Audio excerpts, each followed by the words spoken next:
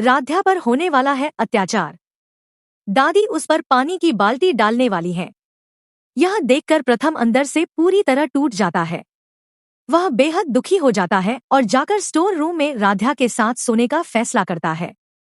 जी हाँ दोस्तों, दंगल टीवी के मोस्ट पॉपुलर शो मन अति सुंदर के आने वाले अपकमिंग एपिसोड में आपको बेहद इंटरेस्टिंग और दिल दहला देने वाला ड्रामा देखने को मिलेगा।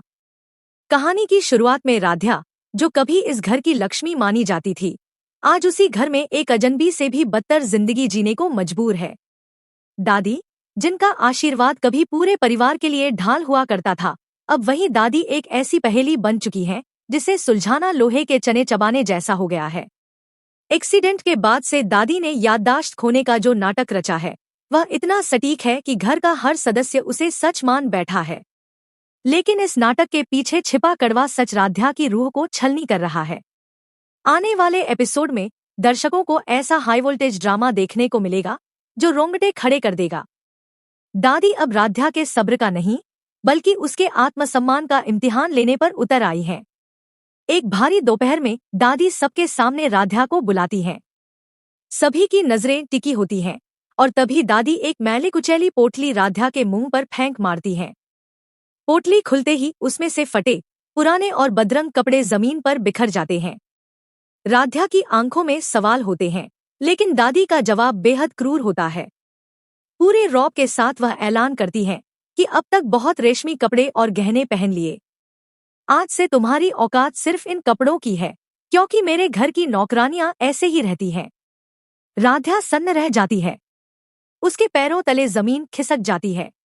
वह जानती है कि उसकी एक भी दलील उसे बीमार बुजुर्ग का अपमान करने वाली साबित कर देगी। कांपते हाथों से वह अपने सुहाग की निशानियां और गहने उतारती है और उन फटे कपड़ों को स्वीकार कर लेती है। यह मंजर देखकर पत्थर भी पिघल जाए, लेकिन दादी के चेहरे पर शिकन तक नहीं आती। सबसे ज्यादा दर्द प्रथम की आंखों में झलकता है। वह अपनी राध्या को इस हाल में देखकर अंदर ही अंदर घुट रहा है। चीखना चाहता है, दादी को सच बताना चाहता है, लेकिन संस्कारों की बेड़ियां और दादी की बीमारी का झूठ उसे खामोश रहने पर मजबूर कर देता है। प्रथम की यही खामोशी राध्या के लिए सबसे बड़ी सजा बन जाती है। लेकिन जुल्म का यह सिलसिला यही नहीं थमता। राध्या के जख्मों पर नमक छिड़कने के लिए दादी अपना अगला और सबसे घातक दाव खेलती हैं। वह निहारिका को बुलाती हैं और उसे लाल सुर्ख खानदानी कंगन पहनाते हुए पूरे घर के सामने कहती है कि यही मेरे घर की असली बहू है। आज से इस घर की चाबियां और मान सम्मान सब निहारिका के हैं। राध्या का दिल कांच की तरह टूटकर बिखर जाता है। उसकी जगह, उसका हक, उसका पति, सब कुछ उसकी आंखों के सामने किसी और को सौंप दिया जाता है। निहारिका, जो इस पल का बरसों से इंतजार कर रही थी, अपनी हंसी छुपा नहीं पाती। वह जानती है कि दादी का दिमाग कंप्यूटर से भी तेज चल रहा है और यह सब एक सोची समझी चाल है, लेकिन वह बहती गंगा में हाथ धो रही है।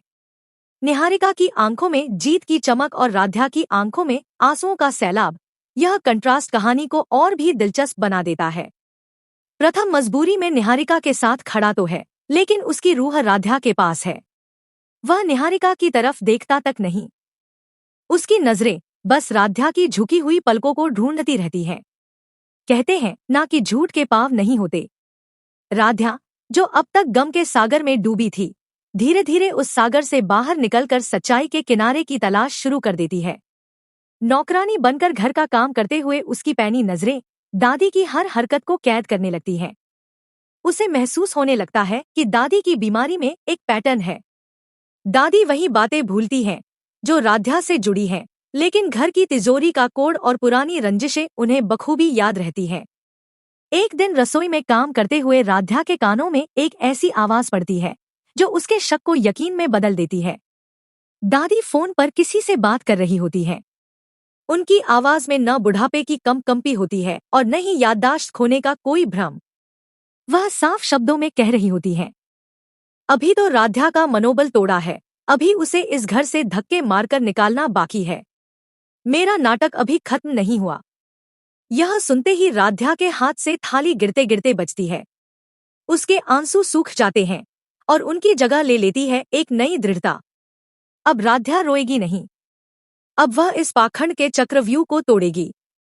वह समझ जाती है कि यह सिर्फ पति को पाने की लड़ाई नहीं, बल्कि सत्य और असत्य के बीच का धर्मयुद्ध है। उधर निहारिका, जिसे लग रहा है कि जीत उसकी मुट्ठी में है, अपनी हदें पार करने लगती है। वह जानबूझकर राध्या से ऐसे काम करवाती है जो उसकी गरिमा को ठेस पहुंचाए। एक बड़ी पार्टी का आयोजन किया जाता है, जिसका मकसद निहारिका को मिसेस प्रथम मित्तल के रूप में दुनिया से रूबरू कराना होता है। घर को दुल्हन की तरह सजाया जाता है। निहारिका हीरो से लदी हुई इतरा रही होती है और राध्या मेहमानों के बीच जूस और पानी परोसती हुई नजर आती है। यह दृश्य देखकर दर्शकों का खून खौल उठेगा। लेकिन राध्या ने भी ठान लिया है कि यही वह रात होगी जब झूठ का नकाब उतरेगा। अगर आपको भी राध्या का साहस पसंद आया तो एक लाइक जरूर बनता है। अब सवाल यह नहीं कि राध्या कितनी टूट चुकी है, सवाल यह है कि जब सच सामने आएगा तो कौन बचेगा और कौन उजड़ जाएगा।